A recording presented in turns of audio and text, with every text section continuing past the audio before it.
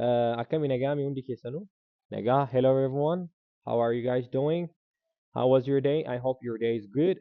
And welcome to Sniff American English Academy. In our today's lesson, we're gonna take a look at spoken English. At the same time, we're gonna take a look at an English alphabet. So when we say spoken English, we gonna take a look at chapter one, self introduction and basic self introduction. When we say self introduction, this chapter talks mostly about what? About introducing yourself in many basic ways. For example, you tell your name, your middle name, your last name in different ways. So this is the most essential lesson that you learn under English. So guyyaa har'aa maal barannaa? Ispookanii barannaa jecha. Ispookanii jecha maaliini? Afaan Ingiliffaa keessattuu haasaya waliin dubbii kanneen akka diyaaloogii, konverzeeshinii, haasayuu, dhagayuu maaliidhaan wal qabatee maal jennaani hundumayyuu ispookanii jennaan jecha. Ispookaniin immoo waa hedduu of keessaa qaba. Karaalee wantoota tokko karaa hedduun ittiin ibsan. Fakkeenyaaf umrii keessan karaa hedduun akka himatan. Kana dura umrii keessan am 10 years old jechuudhaan beektanii. So umrii keessan kana karaa hedduun akkamitti himattan. Bara ittiin dhalattan karaa hedduun akkamitti himattan. Maqaa keessan karaa hedduudhaan akkamitti himtan. Iddoo jiraattan akkamitti himtan. Iddoo itti guddattan. Kanneen hundayyuu karaa takka takka qofaan beektan karaa hedduudhaan akkamitti himattan kan jedhudha mata duree kana boqonnaa kana jalatti kan laaluu deemnu jecha gaafa dubbisuuf barreessuu keessanii kanatti ceetanii jecha. Har'aaf immoo isuma bu'uura ta'e waa'ee keessan maal eenyuun akka taatan, eessarraa akka dhuftan, eessatti akka dhalattan, obboleeyyan meeqa akka qabdan waan isinii wal qabatu kan guyyaa har'aa laallu ta'a. Ispookinii haga dubbisuuf barreessuu geessinutti ittiin deebinu waan ta'eef isuma kana laallaa jecha har'aa. So inni jalqaba maal jedhaa? Yeroon dubbisu haga dandeettaniin isin hundiyyuu anuma waliin arraba sochoosaa jechuu dandeettan jecha. Maayikiin keessan cufaa eegatee jedhaa tole. Ani isin dhaggeeffachuun qabu jecha. Maaliif? Malaan bishaan waadan kan jettan sanii jecha. Yeroo an dubbisu kana anuma waliin dubbisa. Tole haga dandeettanii na waliin dubbisa jecha. Maaliif isin fayyada? Jechoota kana amma yoo dubboy ta'an akka itti dubbisu argitan yeroo biraan himoota garaagaraa keessatti faffacee jechoonni kun citee waan dhufu yeroo sanillee isinii salphata. Ganaa seera kanaaf dubbisamee kanaaf ta'ee hin jettan jecha. Yeromaan dubbisu argitan kana maal ta'a? Wayituma kana qomatti qabatanii hin jettanii bakka sanirran taru jecha. Wanni guddaan maal inni yeroo ani isin barsiisee geessu kana yookaan yeroo ani jechoota kanneen jedhu na waliin jechuudha jecha. Waliigalle jedhee yaada. Alright, inni jalqaba maal jedhaa? Kana qomatti qabatanii guyyaa borii yookaan guyyaa ibsaaniitti qulqulleessitanii osoo dogongora takkan uumiin waa'ee keessa waan ta'eef bareechistanii qabachuu qabdan jecha. So sagalee kana waan ani isinii waraabuuf inni guddaan wanta ani jedhu kana irra deddeebitanii haa dhaggeeffattaniifi jecha. Good. Basic self introduction jechaan karaalee bu'uura ta'e kan waa'ee keessan ittiin himtan jecha bu'uura jecha. Dursa waan keessan dursa achi booda kan isin waan nama biraa waa'ee umrii maalii haasoftan jedha. Dur namni maqaa keessan, maqaa abbaa keessanii, maqaa haadha keessanii beekuu qaba jecha. Inni jalqabaa maal jedha? My name is Roman. Maqaan kiyya eenyu? Roman jedhama jecha. Ani Roman yookaan maqaan kiyya Roman jecha. Inni itti aanu maal jedha? My middle name is Alamaayyo. Kana dura middle name maaliidhaan beektan hedduun keessan? Maqaa jidduu jecha. Maqaa jidduu jecha maqaa abbaati. Yaa amma biyyoota akka Yuroopp maalii kanatti last name fayyadamtanii. Last name fayyadamtanii miree hedduun keessan. Malee maqaa abbaa kana sarneemii kana baay'ee hin fayyadamtan jecha. Last name jecha maqaa akaakayyuuti. Yaa'u kana dura namni beeku ni beeka, namni hin beekne illee asumaan barattanii jecha. Amma kana dura maaliin beektanii namoonni irra caalaan barattoota my name is Roman, maqaan kiyya Romaanii yookaan my first name is Roman illee yoo jedhe first name dhaan illee hin jedhamu. Keessattuu interview irratti, paaspoortii keessan irratti, wanta waraqaa eenyummaa keessan irratti first name, middle name, last name jedha. Bakka wantoota viizaa garaagaraa wayita guutan jecha. Garuu yeroo barattan hedduun keessan what is your name? What is your father name? What is your grandfather name? Illee jettanii baratan inni sirriidha. Yaa'u isa lamaanuu beekuu qabdanii jedhee waa yaadeef jecha. So mee haa dubbisnu. My name is Roman.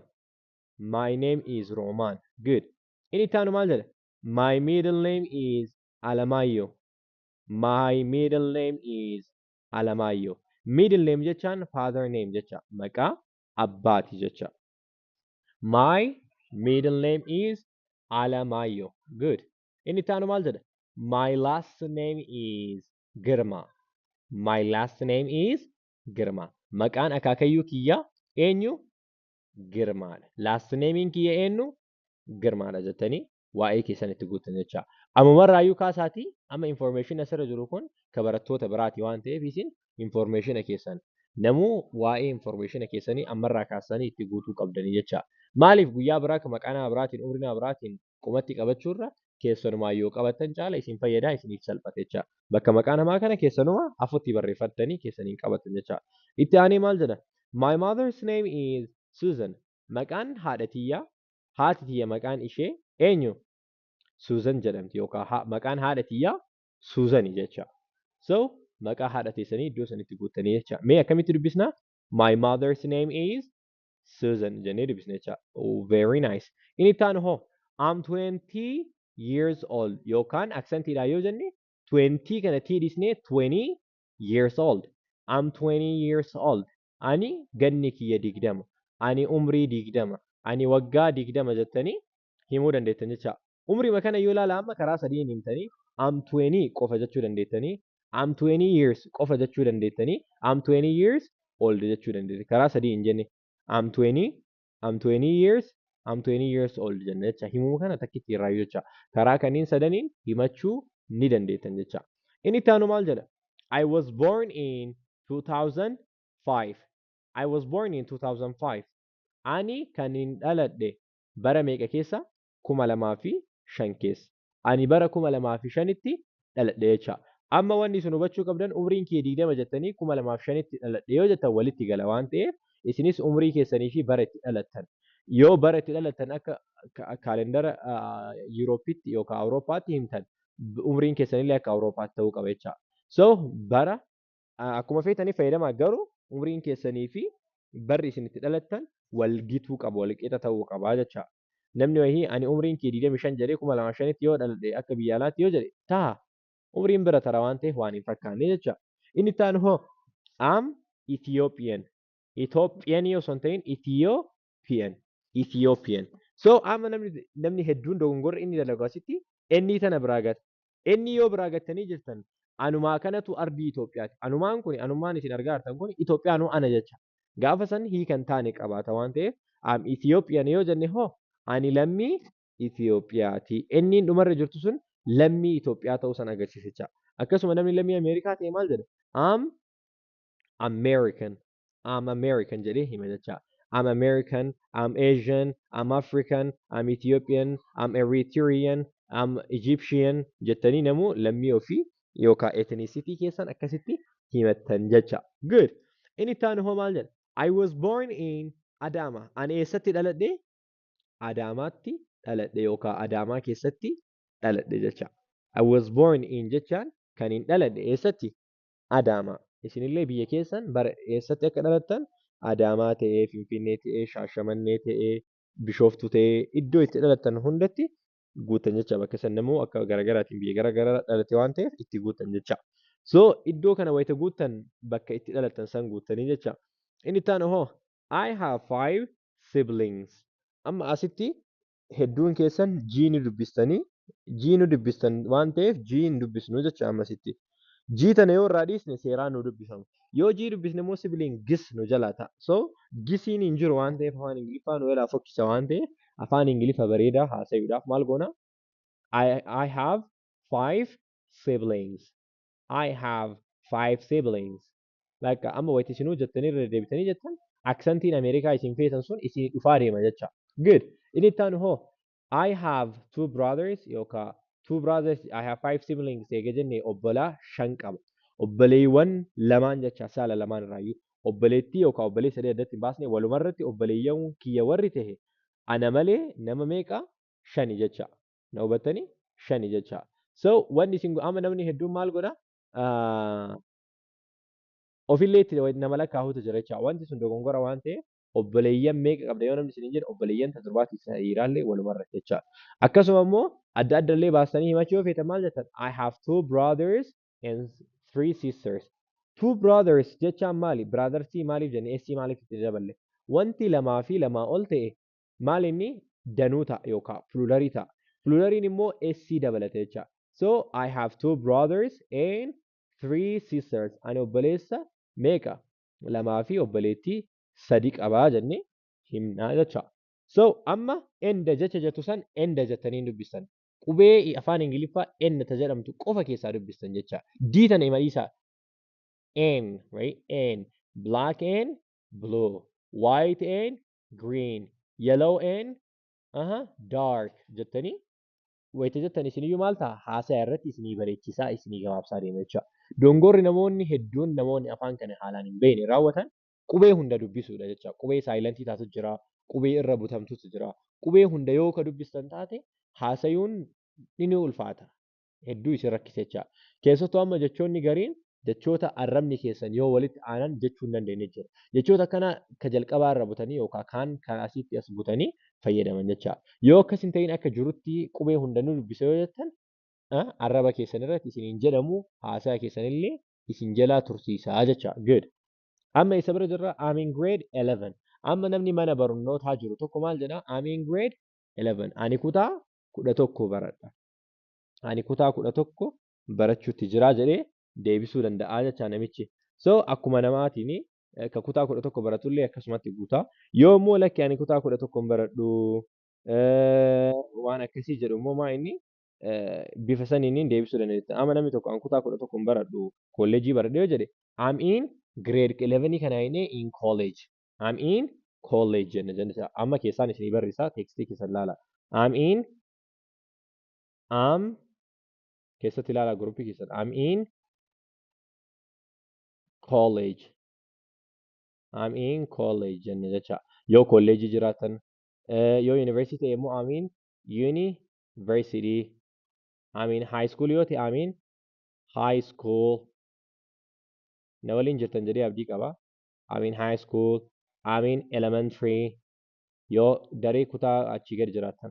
Yookaan immoo I'm graduated yoo eebbifamtanii jiraatan I'm graduated.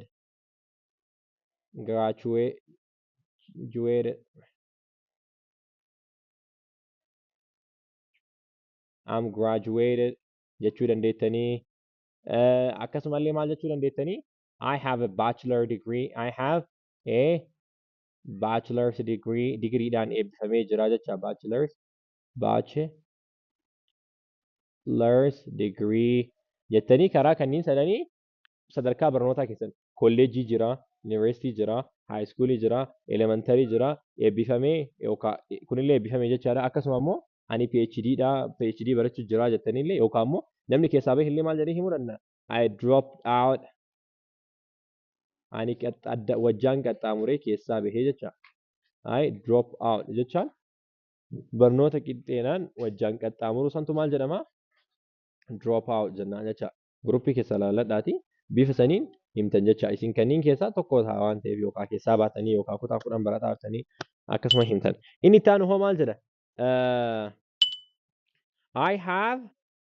My hobby is cycling. Wanti yeroo boqonnaa kiyyaa an dalaguu jaaladha. Wanti yeroo boqonnaa kiyyaa an dalaguudhaan itti bashannanu maali? Cyclingidha. Hobby jechaan ammasitti hobby hin jennuun hobby, right? Ofii qixxeetti dubbisna hobby jennaan jecha. Hobby hin jennu, hobby hin jennu, hobby, right? Keessatti lamatti dubbisna jecha. Qubee lamaan irraa yoo qixxeetti dubbisna jecha. Cycling jecha maali? Ani yeroo boqonnaa kiyyaatti saayikilii oofuu jaaladha. Namuu waan jaalatu saayikilii ta'ee, watching movie ta'ee, listening to music ta'ee, running ta'ee, namuu waan ruuhiin isaa isatti qabatte kan yeroo boqonnaa raawwachuu jaalatu iddoo sanitti guutuu danda'a jecha bakka hobbii sanitti jecha. Inni itti aanu hoo my favorite dish is caccabsa. Amma yeroo hedduu jechi favorite jettu sun namoota hedduudhaan jedhamtu favorite jedha namni hedduun. So amma ni sirreeffattanii favorite mee takka lama sadii favorite irra deebitanii yoo jettan isinii qabatama jechuudha. My favorite dish is caccabsa. Nyaata keessaa kan natti tolu kan natti mijatu eenyu? Caccabsaadha. Gosa nyaataa hunda keessaa ka'anii akka malee natti tolu ka jaalladhu eenyu? Caccabsaadha jedhee namichi tokko nyaata jaalatu san ibsuu danda'a jechuudha. Akkasuma immoo my favorite drink is coffee. Coffee hin jennu guutumaan guutu koongoonu. Aalleen goonu gidduutti dubbisna akkuma kaani coffee jechaan wanta dhugamu keessaa kan akka bunaa, kan akka aananii, kan akka bishaanii, kan akka soodaa lallaafaa maalii kanneen jiru keessaa maalii kan inni natti tolu buna jecha ka jaaladhu jecha hundumaan ni jaaladha irra caalatti daran ka jettan sani. Inni itti aanu hoo my dislikes are porridge.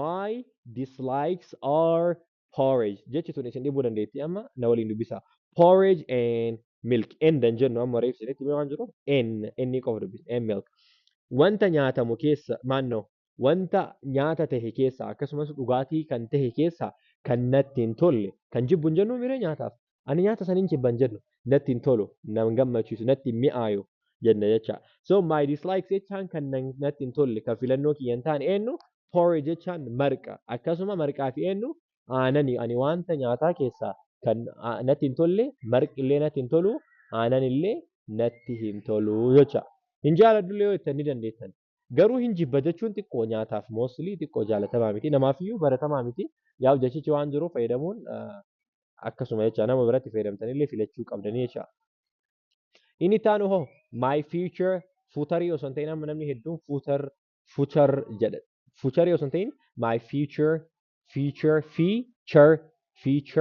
ambition is my future ambition is meta karra na dibiya my future ambition is to be a designer my future ambition is to be a designer wanti ani gara fulduraa ta'uu fedhu gara fulduraa bakki ani itti of argu wanti ani ta'ee of arguu fedhu eenyu dizaayinara tahuudha to be jechaan kan tahuu fedhu designer a doctor entrepreneur an engineer a professor like a lecturer a teacher a pharmacist jettanii waan tahuu feetan san itti kan guuttattaniidha jecha tole my future ambition jecha wanti isin hawwitan amma habta abbaa qabeenyaa ta'uu hawwaa jettan sirriidha ta'uu namni nawween hin jiru garuu waan ittiin tahuu feetan san hojii kamiin akka ta'uu feetan biizinasa ta'uu feeta biizinasa ammoo dallaala ammoo wanta garagaraatiin akka ta'uu feetan san wanticha ta'uu feetan dallaala yoo ta'e trader I want to be a great marketer jettanii akkasitti wanta gara fulduraa ta'uu feetan kan ibsitanidha. Inni dhumaa maal jedha role model. My role model is Elon Musk. Role model jechaan amma role model role mode jedha illi itti naa dabaltanii bakka mode jedhu sanitti illi naa dabala wayita barreessurraa waan gateef jecha.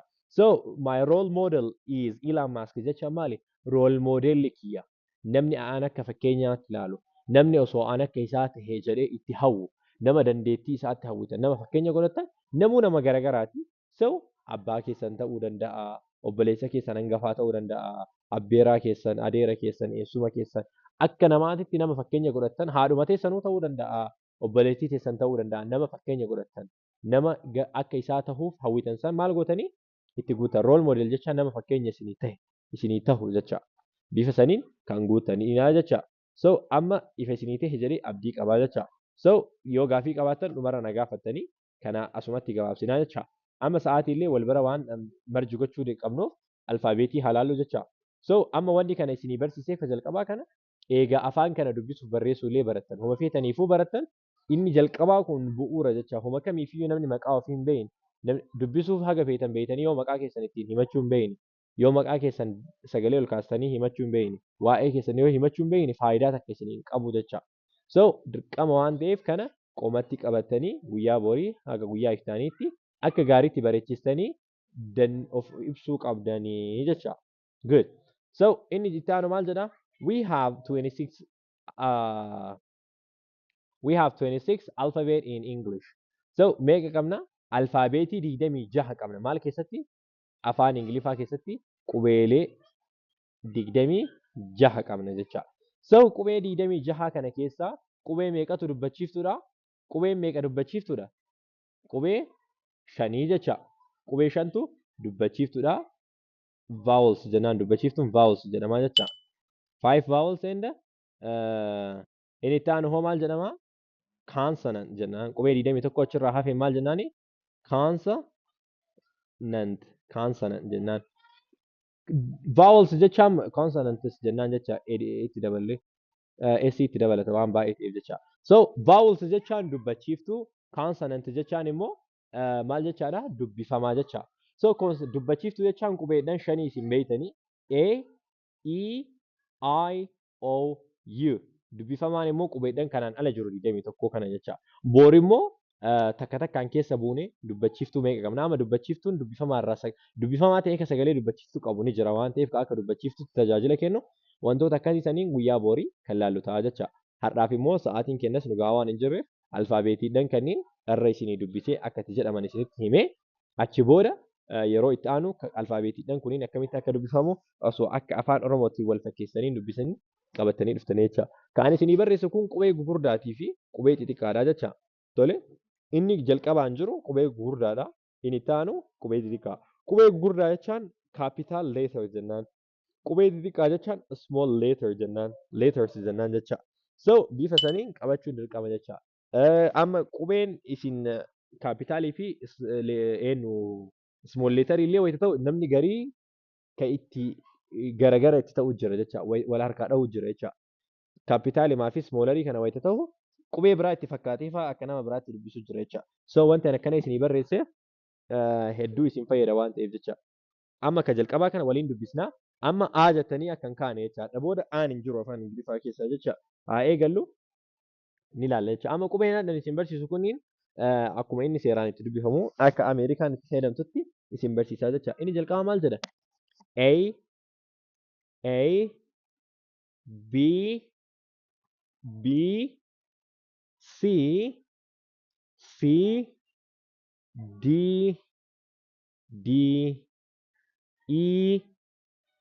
E keessattuu qubee dubbachiiftuu kana adda baafachuu qabdan. E kana namni baay'een A jedhee dubbisa. E kana E jedhee dubbisa. Yeroo hedduu qubee dubbachiiftuu irratti kan namni dogongora qabu jecha sirreeffadhaa isallee.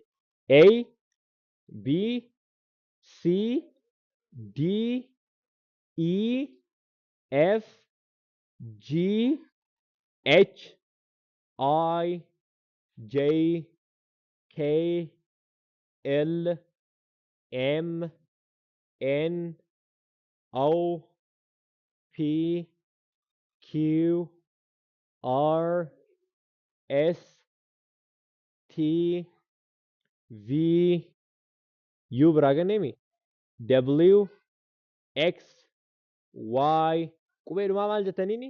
Z jettaniin hedduun keessan. Akka afaan Ingiliffa Biritishitti sirriidha. Akka afaan Ingiliffa Ameerikaatti immoo Z jennee dubbisna jecha. Amma T, U itti dabala. T irraan U itti dabalaati. Maal gootanii? Bakka T san U itti dabala. Yookaan immoo ani isin sirreessu jalatti isin sirreessa. Ani jazzaraa waan isinii barreesseef. T, U biraa dagannee jecha. Na yaadachiisuu qabdanii isin laalle malee. So U jennee itti dabalannaa jecha. So T, U, V, W, X, Y, Z jennaa jecha. Z jenna. English alphabet. Akkasii jecha. So qubeedhaan kaniin akkanatti dubbisna. Qubee kaniin dubbisuun immoo isinitti ulfaata jedhee hin yaadu. Yoo isinii gale jedhee abdii qaba qubee akkatti dubbisanii. So qubee dubbisuun isin dhibaaf osoo hin ta'in takka jennee eega kaane scratch marraa akkasitti waliin kaanaa jecha. So har'aaf tana fakkaatti dubbisuu wal qabatee barreessuu wal qabatee wanti kaadha baratanii wanti nama dhibullee jiru keessattuu qaama qubeedhaan wal qabate kana qubee bicha addatti naa baasanii boorni ilaallaa dubbachiiftuu shanan kamii dubbifamaan 21 kaminni dubbachiiftuun akka dubbifamaan akka dubbachiiftu tajaajilu maal ka jedhu boor bal'inaan ilaallaa har'aaf tuninuu geettii jecha. So amma isin hundiyyuu yoo gaafii qabaattan yoo isinitti tolee jiraatallee yaada keessan nu beeksisaa isiniin jenna akkasii ammaaf iskiriin riikardii kee cufaa jira jechaan.